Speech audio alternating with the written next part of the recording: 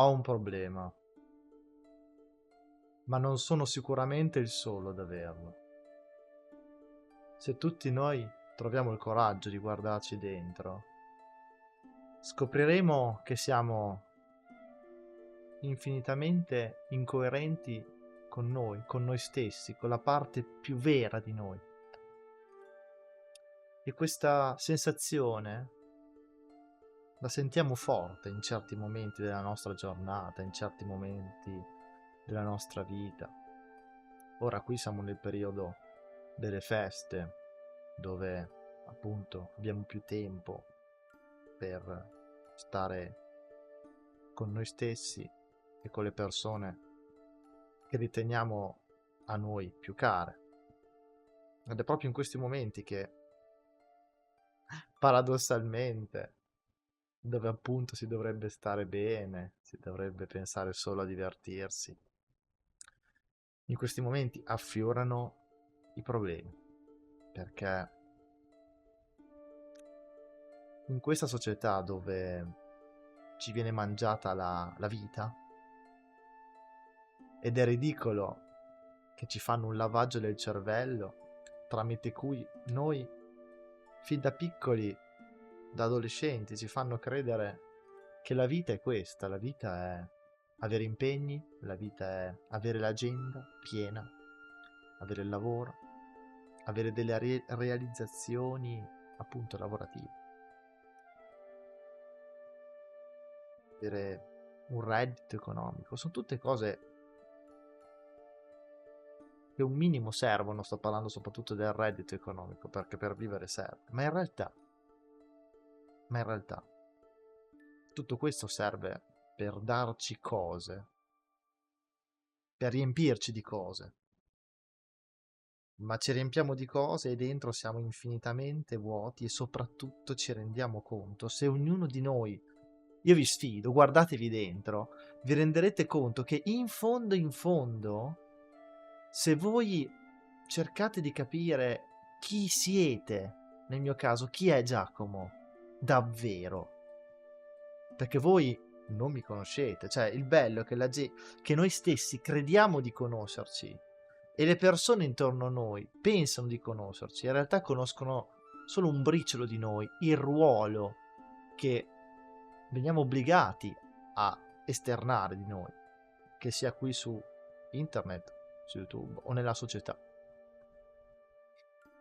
Ma in realtà noi siamo infinitamente di più, e soprattutto siamo un magma indefinito, un caos senza regole. Per esempio, sono io adesso alle 3:30 di notte, domani ho preso degli impegni, perché in questa società se non prendi impegni ti senti inutile, ti senti in colpa, devi, devi corrispondere appunto, a degli impegni e delle responsabilità, no?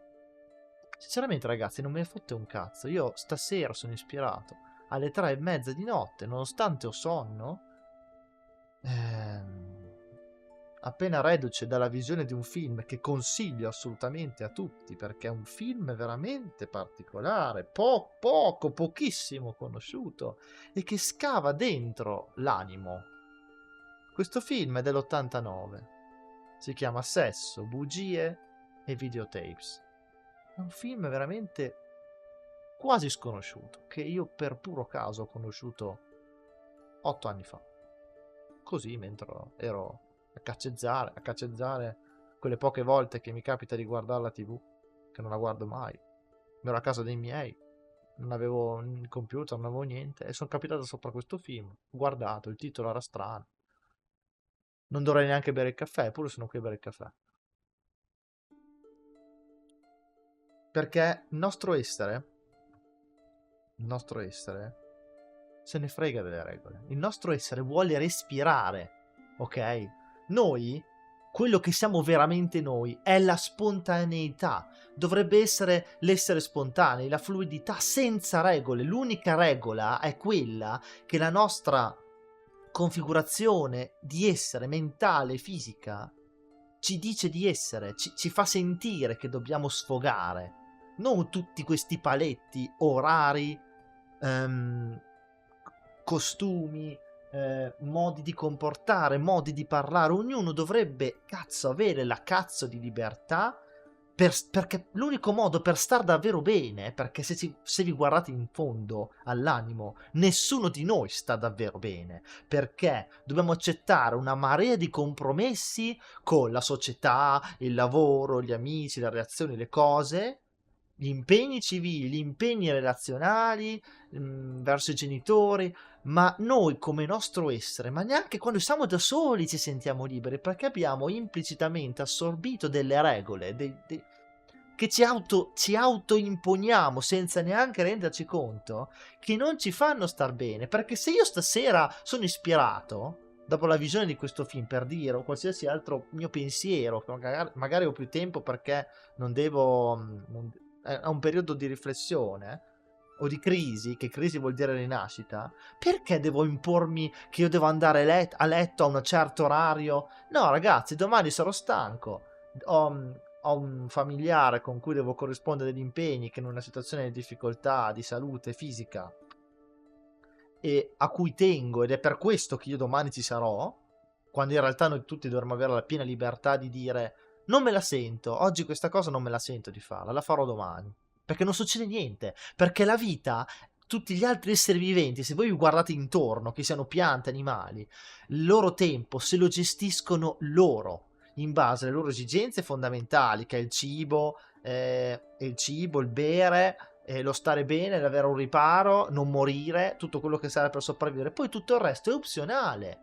È opzionale, lo scelgono al momento. Ma come facciamo a essere noi felici, ognuno di noi, se non può essere in linea, in armonia con la propria configurazione, col proprio animo? Che ognuno è diverso. Io sono quello che la società, che la psicanalisi definisce ADHD. Io ho una neurodivergenza, ma perché lo dicono loro?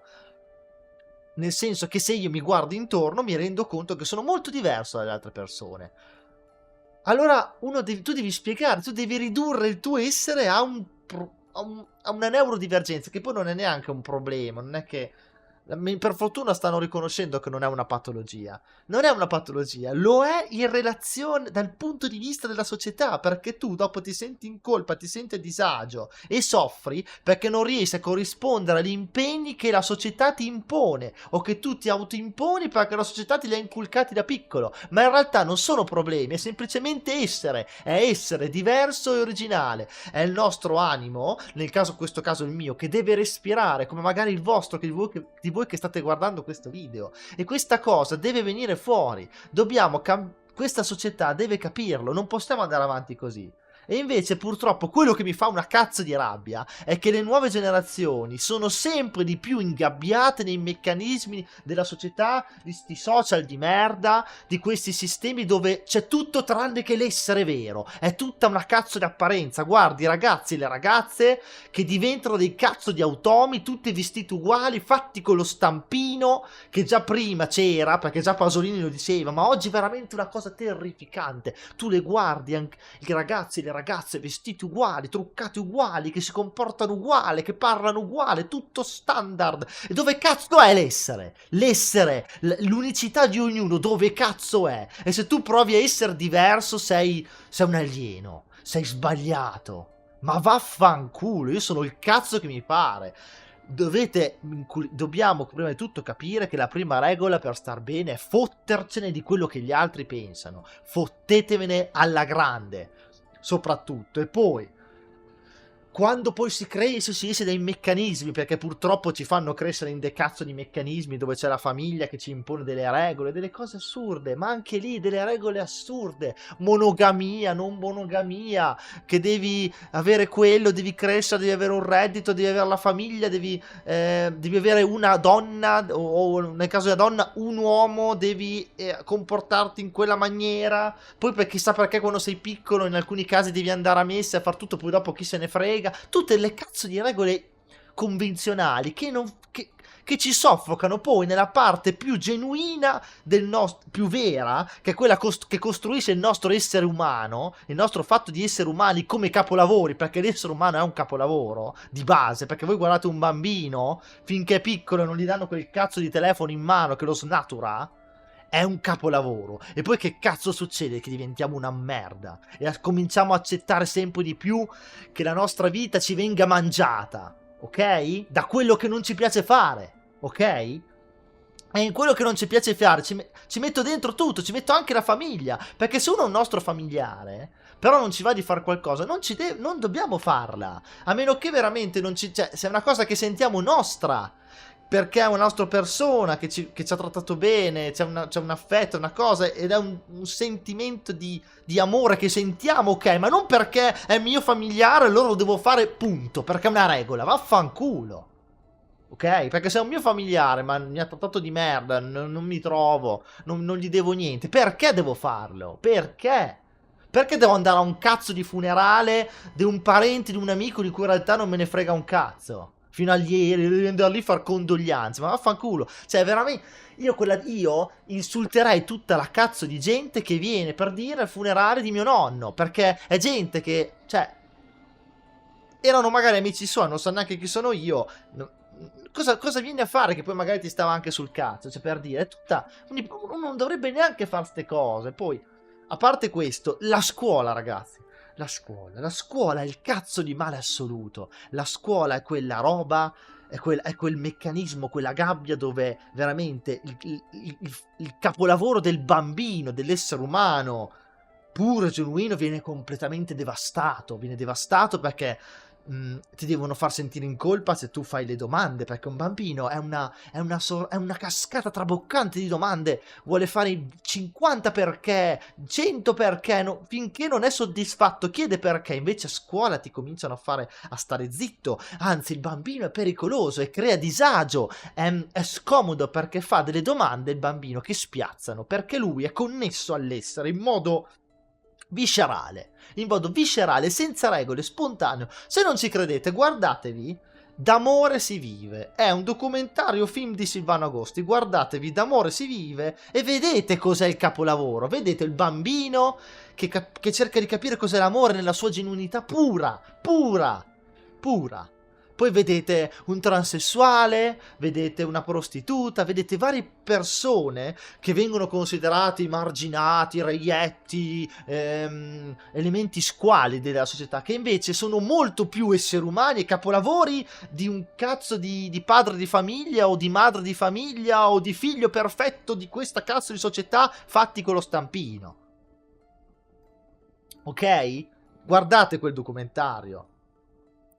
Sentite magari parlare appunto Pasolini, che comunque era un intellettuale, quindi è raffinato, è sofisticato, è poco spontaneo, ma in quella sofisticazione sua c'è una genuinità di fondo infantile, pura, che non esistono più gli intellettuali così. Io mi sento male a vedere questo vuoto dilagante di omologazione.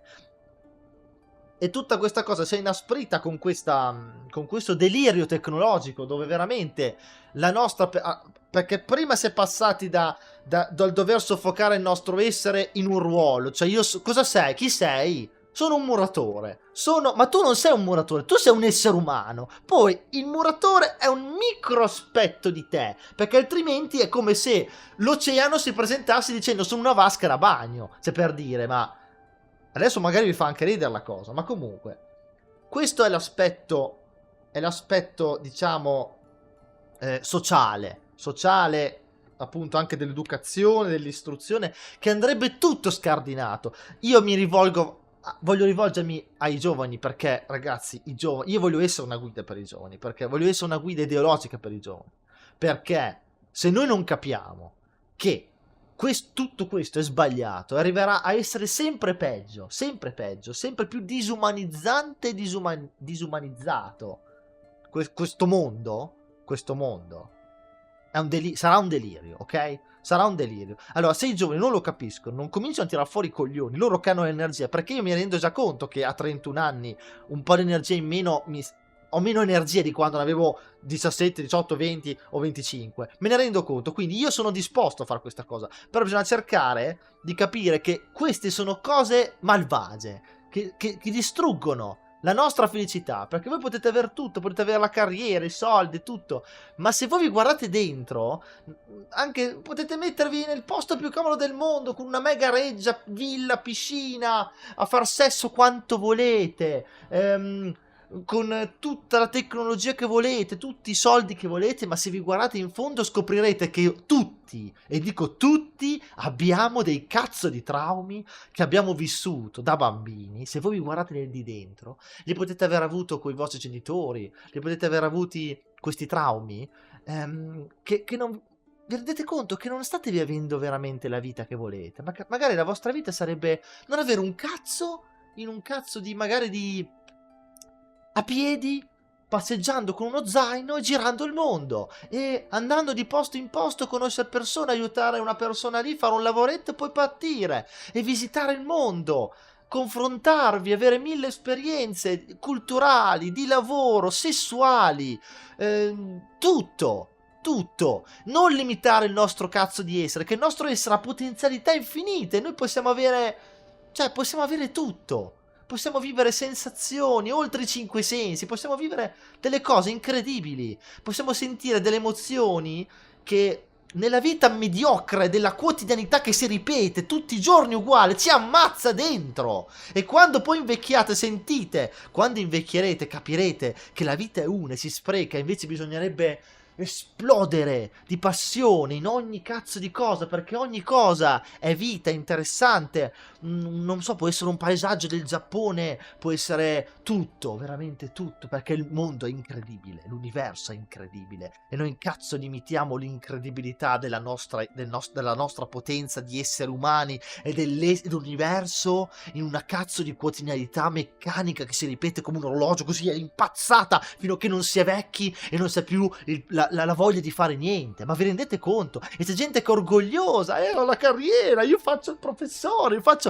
e porto a casa mi porto a casa il reddito, mi pago Netflix e quello, mi pago la macchina, mi pago l'iPhone, ma vaffanculo, ma è tutto falso, c'è molto di meglio e soprattutto si può essere felici con molto di meno. Ma se non lo capiscono i giovani, non si ribellano, se non si mettono insieme e non cominciano a smettere, a cominciare a combattere per dire non vogliamo più andare a scuola, perché in realtà dalla vita non si impara andando a scuola.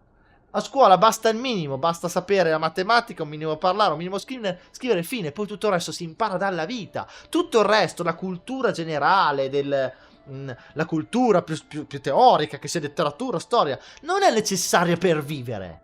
Ok? Perché se ti deve soffocare gli anni migliori della vita, è meglio impararle dopo, quando hai 30 anni, ti metti lì, se hai voglia, hai tempo e interesse, ti metti lì e cominci a studiare la storia, cominci a studiare la matematica più teorica, ma non quando sei un cazzo di bambino adolescente che ti bombardano con della roba inutile per vivere, che non interessa la maggior parte, interesserà un ragazzo su 30, e chi lo faccia lui. Uno, non ne servono 30. Perché dobbiamo essere obbligati a sacrificare l'adolescenza così, che potremmo passarla a vivere 1000 esperienze fuori, nella natura, dove c'è veramente da imparare? Perché ragazzi, cazzo, voi guardate le piante, studiate l'ambiente, la natura, gli animali, tutta la vita sta lì, ma poi confrontarvi anche con la società, ma non sui libri, nel pratico, andare a vedere le culture più genuine, le loro usanze, quelle cose che servono per vivere, per capire quali sono i veri valori.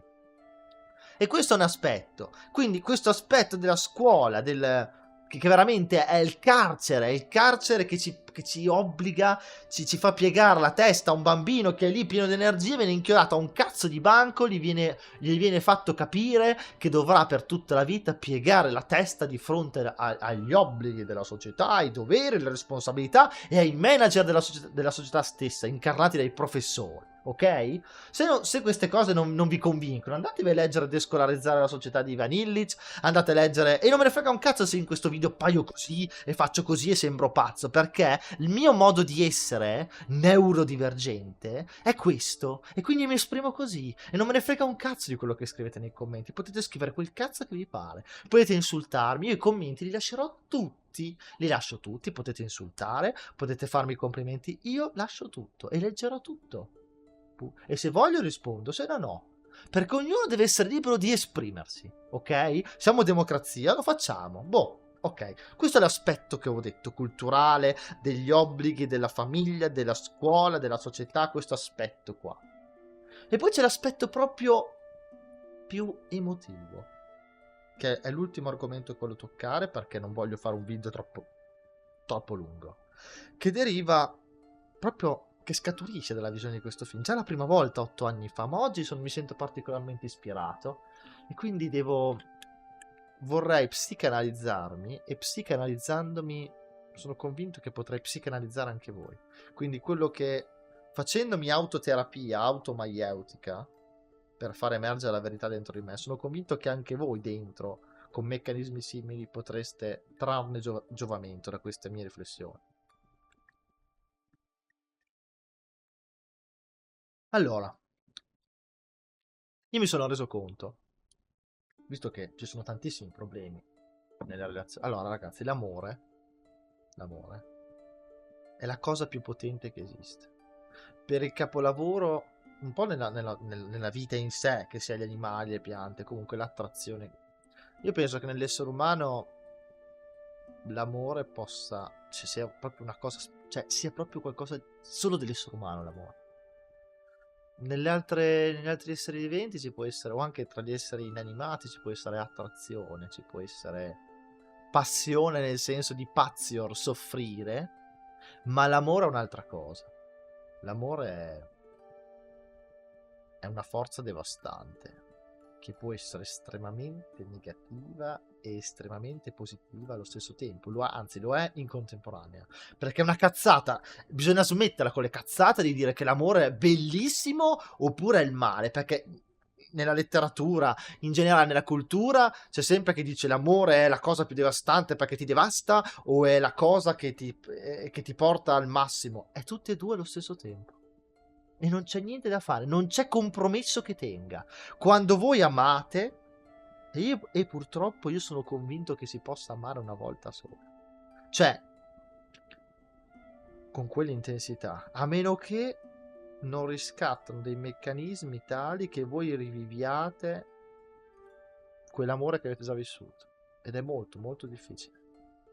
Perché per amare, se voi avete amato davvero, e si ama una sola volta, con quell'intensità, una volta, e una persona, per riaverla così forte quell'intensità, bisogna che dopo, nel momento successivo, arrivi un'altra persona, oppure la stessa persona, e vi faccia provare delle cose che sono in minima parte anche di un minimo superiori a livello di coinvolgimento mentale e tutto il resto, fisico e mentale.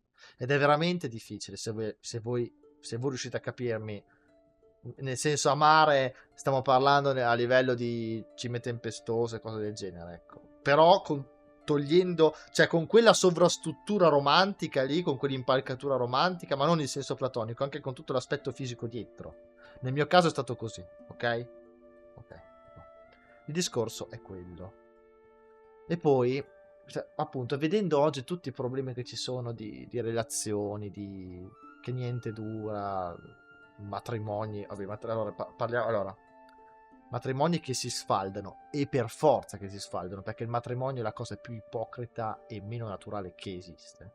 È veramente, come diceva Oscar Wilde, l'unico vantaggio del matrimonio è che rende il tradimento una necessità per entrambe le parti, nel senso che con la convivenza e la monogamia si è costretti all'autoflagellamento sessuale, all'autoflagellamento.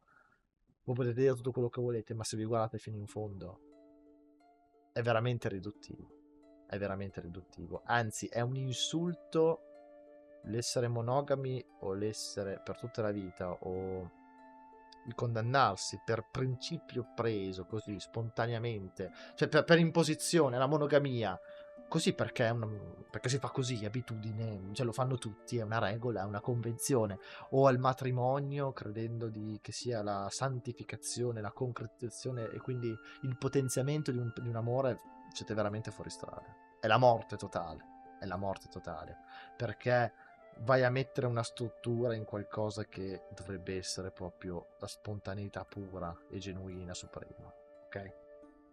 E con la convivenza potete dire tutto quello che volete, ma la routine uccide tutto. La routine uccide tutto per il suo meccanismo, perché l'essere umano per sua natura vuole continuamente cambiare, vuole continuamente sperimentare e vuole avere esperienze diverse, vuole comunque banalizza ciò che ha, perché l'uomo per sua natura tende ad apprezzare di più ciò che non ha. E quando una cosa la ha per troppo, lo dà per scontato. Voi potete dire tutto quello che volete. Quindi una cosa che non ha provato è sicuramente più attrattiva. Quindi è un'ipocrisia del cazzo il matrimonio, ok? Ma da sempre. È veramente un'umiliazione sia per l'uomo che per la donna. Potete dire tutto quello che volete. Ma è così. Le due persone si amano, potrebbero per dire anche avere altri rapporti sessuali con altri, ma l'amore c'è solo tra loro. Perché non va a negarlo. L'amore è tutto quello, la cosa fisica, e molto di più. Ma questo non vuol dire che se due persone sentono un fluire, devono limitarsi se sentono attrazione, perché noi stiamo un equilibrio tra due cose estremamente contraddittorie, che sono insanabili, non c'è conciliazione possibile, che la nostra parte animale istintiva e quella razionale non c'è veramente una contraddizione, boom, c'è un muro, c'è un qualcosa che non, un abisso, un muro, quello che volete, che non torna e dobbiamo accettarlo. Siamo una contraddizione vivente, non c'è niente da fare. La nostra parte animale, il nostro corpo ha delle esigenze che a volte, in alcune persone, se si guardano veramente in fondo, sono completamente quasi il contrario di quelle della nostra parte razionale. Ma questo non vuol dire che dobbiamo soffrirci, perché è proprio lì il problema, perché questa società ci insegna che dobbiamo soffrirne, dobbiamo controllare gli istinti.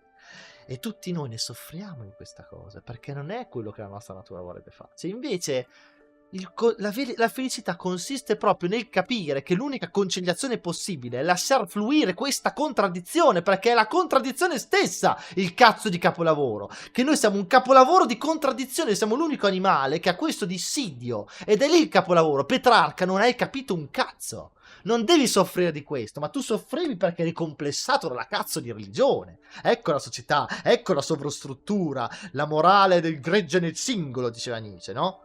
Ecco, che fa soffrire. Invece Petrarca, se fosse stato più intelligente e avesse avuto la libertà mentale di fottersene della società, avrebbe vissuto questa conciliazione, questo sacro e profano, questo amore terreno, sessuale per Laura e desiderio di gloria terrena e aspirazione alla beatitudine e alla santità senza peccato, avrebbe vissuto questa contraddizione, vivendola pieno e anzi godendola di questa contraddizione, percependo il capolavoro che si è nell'essere vivi, che è la vita in questo oscurità totale di caos tra due cose che sono insanabili eppure vivono. Ok? Senza un motivo, perché un altro cazzo di problema è che l'essere umano vuole capire tutto. Non bisogna capire, bisogna vivere. Il capire ci distrugge la profondità e la meraviglia del vivere. Si può capire, ma fino a un certo punto. Poi a un certo punto bisogna arrendersi di fronte al capolavoro, al miracolo che è la vita, che non ha spiegazione. Ed è proprio lì il fascino. Perché se voi se rendete conto, più capite, è bello, ma quando cominciate ad andare oltre, si perde la magia. E questa cosa ci può autodistruggere. Si può capire, ma fino a un certo punto. Anzi, bisogna avere rispetto della vita, e il rispetto della vita sta nel porre un limite al capire. Ok? Boh, questo discorso. Quindi io stavo dicendo, tolto il discorso del matrimonio, tolto il discorso di... ok? Io dicevo, si può amare una sola volta ed è molto difficile riamare, perché bisogna amare di più. Quindi io sono convinto che può succedere una volta, ma proprio se vi va benissimo due, ma non oltre, non oltre. E deve essere tutto molto più forte, molto più... E per quello che posso dire io è che per come... vi dico la mia esperienza, io sono stato veramente innamorato di una persona per tanti anni. senza mai averci anche nulla di fisico, nessun tipo di relazione fisica, ecco, di contatto fisico sessuale. Poi dopo tanti anni tira e molla, e dove veramente era tutto puro, dove io sentivo dentro una grossa carica sessuale, perché appunto essendo allora, in realtà prima sono stato innamorato di una ragazza, ma lì non era amore, lì era ossessione, perché lì veramente non la conoscevo, non c'era uno scambio di idee, di vibrazioni, ero semplicemente io che da lontano la guardavo. Ho cominciato tutto all'asilo. All'asilo, una ragazza del mio paese, che io ero in classe con me, diciamo, veniva a scuola con me, ma io non ci parlavo mai. E questa cosa è durata fino agli 11 anni, dai 4 agli 11 anni. Per tutti quegli anni ero ossessionato, io credevo fosse amore, in realtà no, perché non parlavo con lei, non la conoscevo, era forse la persona con cui meno parlavo, con cui meno scambiavo parti del mio essere. Quindi non potevo amarla, perché in realtà era semplicemente un contemplarla dall'esterno e facendomi dei film mentali di una vita con lei. Io mi ricordo che guardavo i cartoni, mi viene in mente Balto, vedevo Re Leone, vedevo queste cose molto romantiche, Lilli il Vagabondo, quello quell'altro, anche oppure anche con gli esseri umani, ho messo soltanto esempi di animali. E mi vedevo come il protagonista maschio con la mia compagna, immaginavo tutte queste cose, con lei mi immaginavo queste cose, mi eccitavo anche da piccolino. Perché se voi vedete D'amore si vive di Silvano Agosti, potete capire che queste cose si cominciano a vivere a 5, 6, 7, 8 anni. L'eccitazione anche sessuale. Mi sognavo che, per dire, ero alto e scopavo Jenna.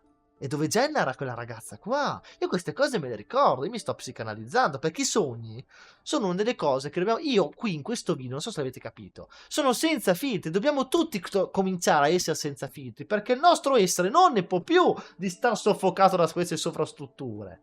E più vi fate dei cazzo di profili, social, quello, quell'altro, vi fate ruoli, lavori, vi impegnate in cose, più vi mettete maschere, sovrastrutture, come diceva Pirandello, anche il nome è una sovrastruttura.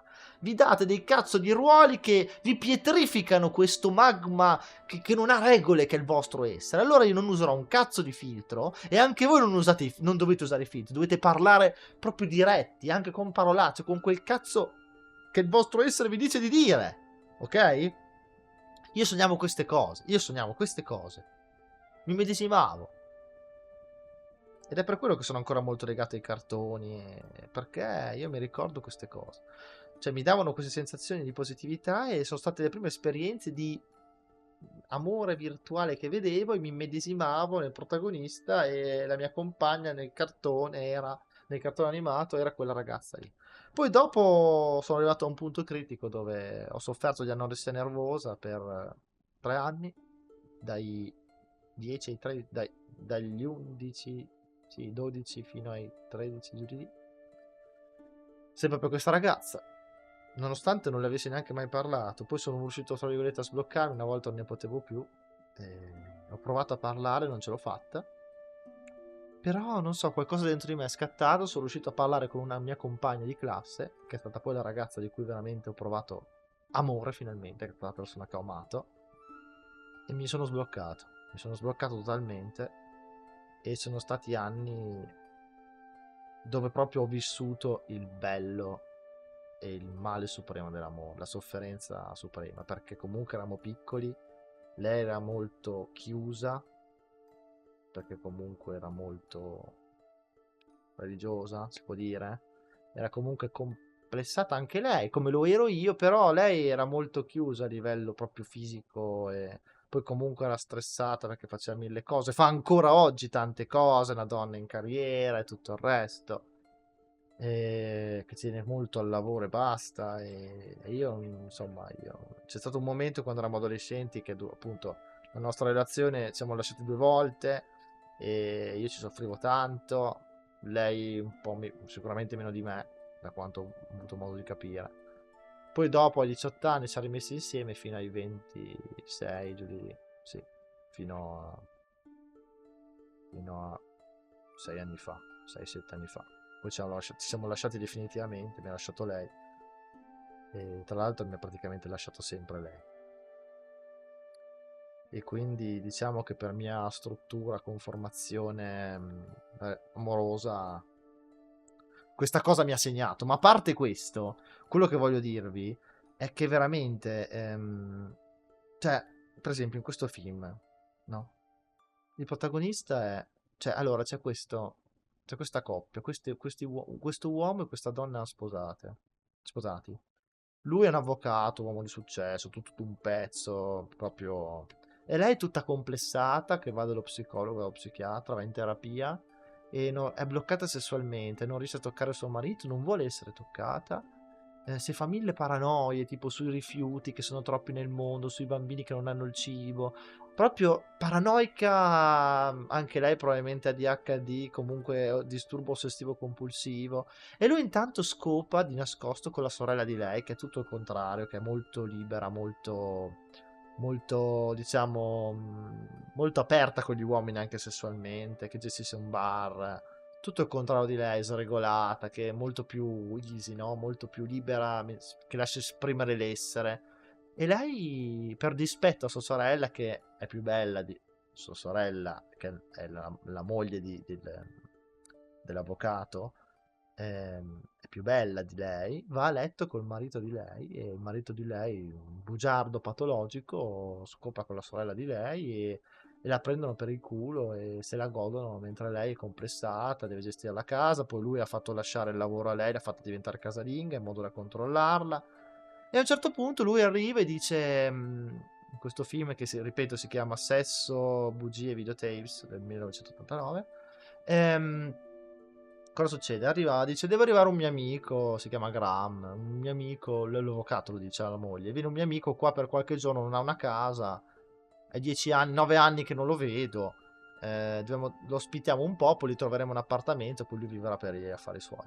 Lui arriva e si vede subito questo ragazzo completamente chiuso nella sua testa, però molto particolare, molto affascinante, nel senso che è biondo, capelli lunghi, con l'auto sportiva, ha pochissime cose dietro, lo vedi che si cambia in un bagno, un po' tutto raffazzonato, tutto un po' sregolato, quasi scapigliato, quasi poeta maledetto, quasi così, no? E lui arriva tutto spaesato, sembra che sia completamente chiuso nel suo mondo, ma molto gentile, molto sensibile, molto femminile nei modi. Però lo vedi che è strano, parla poco, è perso, però è molto, tra virgolette, curioso, molto impiccione. Gli viene aperta la porta e c'è soltanto la moglie di lui in casa, dell'avvocato in casa, arriva, lei è tutta ansiogena, viene un amico di mio marito, io non so come reagirò, mio marito non me l'ha neanche detto, e loro erano amici, andavano a scuola insieme, lei se lo immagina tutto rozzo, grezzo come suo marito, invece lui è tutto il contrario, strafemminile, strasensibile, anche psicanalitico e poi proprio strano, lo vedi che fa fatica a comportarsi in modo tradizionale, ha un suo modo unico di essere. E comincia subito a chiederle, hai una sorella, ma come va con tuo marito, e qua là, la vita, cosa fai? Molto molto curioso della vita degli altri. E poi praticamente la cosa va avanti, il marito di lei invece con quel ragazzo lì che era il suo amico, gli dice ma come sei strano, ma cazzo non ti riconosco più, guarda che cazzo di capelli che hai, ma ce l'hai un lavoro, ma paghi le tasse, ma quello, ma quell'altro. Cioè proprio tutto il classico uomo convenzionale, omologato dalla società che non riesce a capire l'unicità. E soprattutto il fatto che quella persona lì sta risolvendo un problema col proprio essere, sta cercando di capire chi è, perché la domanda fondamentale dalla notte dei tempi è chi sei?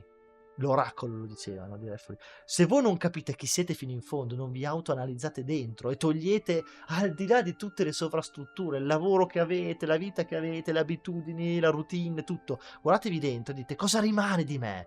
Se io tolgo tutto questo, se io tolgo il mio lavoro, le mie passioni, cosa c'è dentro di me? Ho un essere? Chi sono io? Vi renderete conto che siete completamente persi. E invece per stare bene dovete avere un centro, dovete sentirvi bene, ok?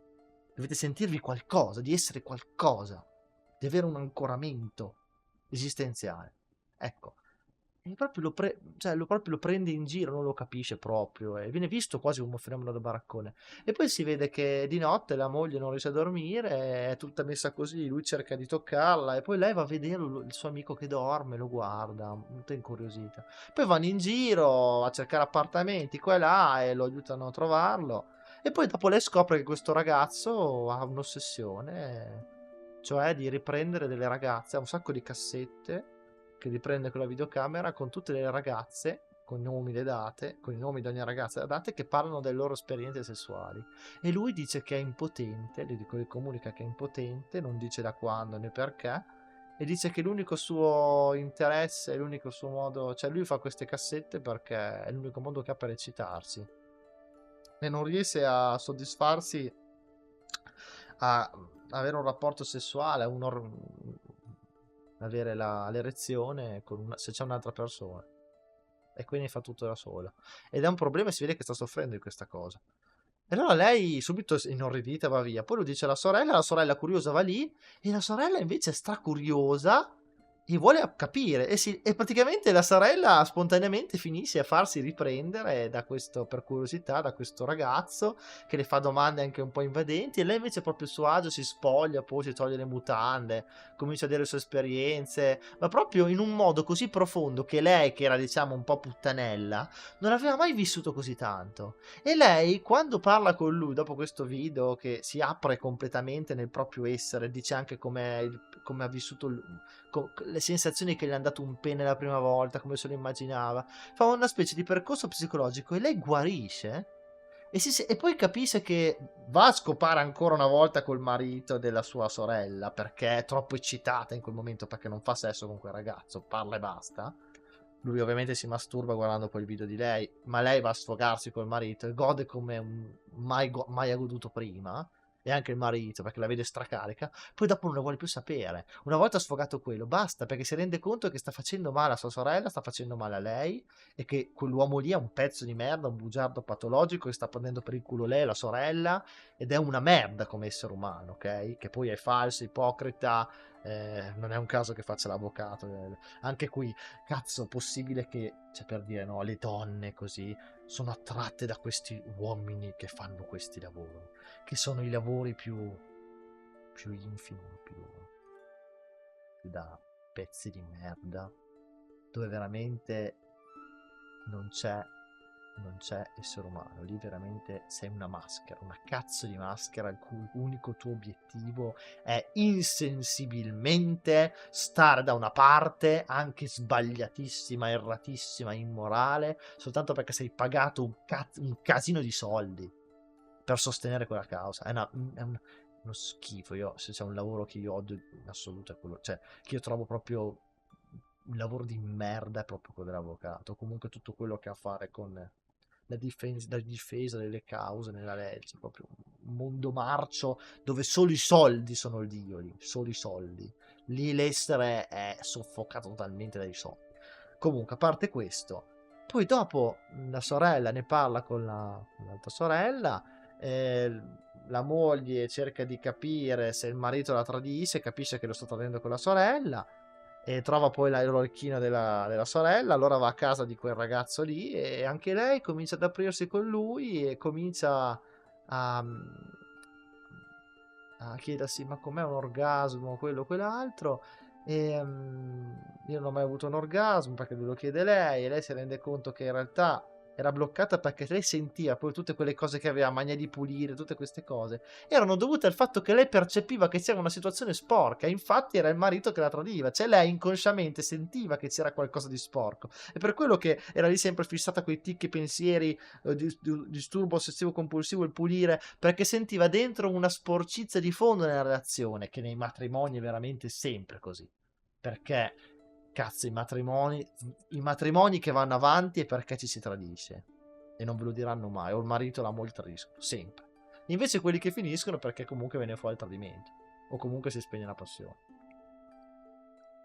Comunque, a parte quello, a parte quello, lei risolve l'ansia, le va via e comincia a desiderare il sesso.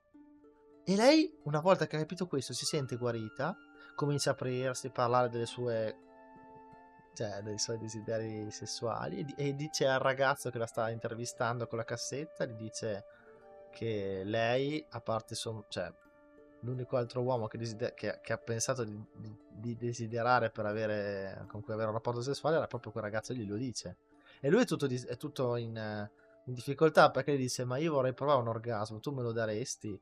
E lui gli dice, io ho immaginato, mi eccita pensare, sapere come sei quando provi un orgasmo. E lei, anche io lo vorrei sapere, tu mi puoi aiutare? E lui, no, te l'ho detto, sono impotente. E lei comincia, e lui subito è tutto chiuso, si capisce che lui faceva la psicologo, sembrava tutto aperto, però in realtà è complessato e chiuso tantissimo perché si scopre che lui ha avuto un trauma, perché ha amato una ragazza 9 anni fa, quando erano adolescenti, che si chiamava, adesso non mi ricordo, e lui ci ha sofferto per questa cosa ed è rimasto bloccato lì e praticamente è rimasto bloccato con questa ossessione di guardare le ragazze, di riprenderle, di masturbarsi e non riesce più ad avere rapporti sessuali ed è impotente perché ha subito questo trauma di aver sofferto tantissimo per questo amore con questa prima ragazza di 9 anni fa ed è rimasto ancora bloccato ed è sparito per 9 anni per cercare di cambiare, di risolvere il suo problema, per tornare da lei, cercare di impressionarla, andare da lei e dirle guardami, sono tornato, sono cambiato, adesso vado bene, ti rimetti con me?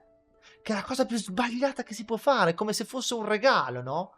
Ed è quello che ho sempre cercato di fare io con questa mia ex che ho amato. Ed è impressionante quando questo film mi ha scavato dentro, ma già 8 anni fa quando l'ho scoperto. Ed è un capolavoro questo film, ed è girato in una maniera, poi lui viene picchiato dal marito, tutto. Dopo alla fine lui si risolve questo suo problema, riesce a mettere perché viene messo, alla fine fa l'amore con la ex moglie dell'avvocato e si mettono insieme senza sposarsi e risolvono entrambi i loro traumi. E lui spacca tutte le cassette e risolve la sua ossessione. Perché era un modo per nascondere questo disagio. Come nel mio caso possono essere stati per molte cose i videogiochi, lo studiare, perché io al liceo ero uno che studiavo come un pazzo per non pensare a questi miei traumi e a tutto il disagio che stavo subendo dentro. E appunto quando ero anoressico soffrivo di quello, che avevo già capito tutto questo malessere, questo senso di soffocamento che il mondo ti dà, che ti impone. Smettevo di mangiare perché volevo sparire e mi sentivo non perfetto, non adatto a questo mondo, volevo solo sparire. Comunque è un capolavoro ed è successa la stessa cosa a me, io mi sento ancora in questa fase e la cosa, io poi ho avuto tantissime altre relazioni, ma veramente, nonostante la soddisfazione sessuale c'è stata tanta e ce n'è tanta, io sento che per essere felice mi manca questa connessione ancestrale dove dal nulla arriva una ragazza che ti piace ovviamente, anche fisicamente, dal nulla arriva e anche lei ha un problema e io spontaneamente cerco di capirla, di conoscerla, l'aiuto, la sblocco a risolvere questo problema, la sblocco, lei si lascia andare, si sblocca e lasciandosi andare, riappacificandosi col proprio essere interno più genuino, sia dal punto di vista emotivo che societario, che relazionale, che di identità, che sessuale, poi lei capisce da sola che anche io ho un problema e sono ancora bloccato lì e lei mi aiuta a uscirne fuori, ma senza che lo dico io. Lo capisce lei, perché è proprio quello l'amore al massimo grado, dove spontaneamente ci si interfaccia e si capisce senza che nessuno dica niente che entrambi c'è un problema e si analizzano le cose, si vivono con una profondità quasi mistica in quel momento dove il tempo sembra non esistere, dove tutto diventa sospeso, si crea un'atmosfera sospesa e rarefatta, dove c'è un'intensità di sguardi, di sensazioni fisiche e mentali, di frasi, dove si crea appunto un'aura mistica intorno, quasi ultraterrena, quasi appunto trascendente. E questa sensazione forte che poi culmina in un coccole e poi passione sfrenata e orgasmi e tutto il resto. Dove c'è appunto la sanificazione, la conciliazione definitiva tra la contraddizione vivente che siamo nel nostro corpo e nella nostra anima, ovvero tra ragione e corpo, e materia, istinto, ovvero nell'orgasmo che sia deve essere sia psicologico, psiche della nostra anima, psiche vuol dire anima, che fisico, proprio sensoriale. E poi ci tengo soltanto. Quindi io mi auguro un giorno che mi succeda questo. mi auguro, perché sono ancora bloccato lì. Nonostante ho avuto relazioni, ho una relazione, tutto. Mi sento bloccato così. Sinceramente, se io mi guardo dentro, io sto bene, ho una persona che voglio tanto bene, sono felice, cioè, sono... È difficile essere felici. Ma infatti non esiste la felicità. Bisogna smetterla col dire, col imporci, che dobbiamo essere felici. Felici. Bisogna essere sereni. Sereni è il minimo che ci serve per stare bene, un minimo. La felicità è veramente una bugia. Dobbiamo essere tutti col sorriso stampato sulla faccia quando lavoriamo, quando siamo dei cazzo di schiavi. In ogni momento della vita tutto va a una merda e dobbiamo essere sempre così. Al lavoro, qua e là, nonostante tutto va male, nonostante tutto non ci piace, nonostante dobbiamo accettare un'infinità di compromessi che sentiamo soffocano il nostro essere e ci rubano il tempo. Bisogna essere sereni, avere una pace. La felicità è altra cosa, la felicità è fatta di attimi rari e che durano poco. E bisogna capire che è così. E non c'è menzogna più grande di dire l'importante nella vita è essere felice. Sei felice? Io una persona che mi fa una domanda così sarebbe quasi da insultare. Perché vuol dire che non hai capito un cazzo. Vuol dire che tu stai reggendo l'ipocrisia della società che impone la falsità dell'essere felici. Perché felice non si può essere solo in pochissimi momenti. Bisogna invece essere sereni. Bisogna promuovere la pace e la serenità interiore. Serenità, non felicità. E bisogna investire tanto non sul fare nulla, ma sul nulla fare. E perché il fare nulla sta al nulla fare, esattamente come investire il tempo sta al tempo che investe in noi. Quindi non bisogna più investire il tempo, ma bisogna fare in modo, creare le condizioni affinché sia il tempo a investire in noi, nel capolavoro che noi siamo come esseri umani. Solo così si può fare il vero nulla fare, che è dove l'essere respira, che non è il fare nulla. E voglio concludere questo mio soliloquio, questo mio monologo, flusso di coscienza, come volete, dicendo un'ultima frase, cioè un'ultima cosa che riguarda appunto le relazioni, le emozioni, anche perché sono le 4 di notte, ma sinceramente ve l'ho detto prima. Non mi interessa, non mi interessa perché il mio modo unico e ripetibile di essere è questo, che gli orari, non il tempo non esiste. È solo una cazzo di convenzione. E appunto che di base, teoricamente, poi purtroppo non è sempre così, la donna sa amare molto di più dell'uomo perché l'uomo nell'amore prende, la donna dà. Cioè l'uomo manifesta l'amore prendendo, la donna dando. C'è niente da fare. E l'uomo riesce a essere, tra virgolette, felice quando prende. La donna è quando dà. Quindi la donna per definizione è un essere superiore, nel senso che moralmente superiore. E poi un'altra cosa che voglio comunicare con voi, che mi auguro troviate vera, è che in amore, cioè nelle relazioni, l'uomo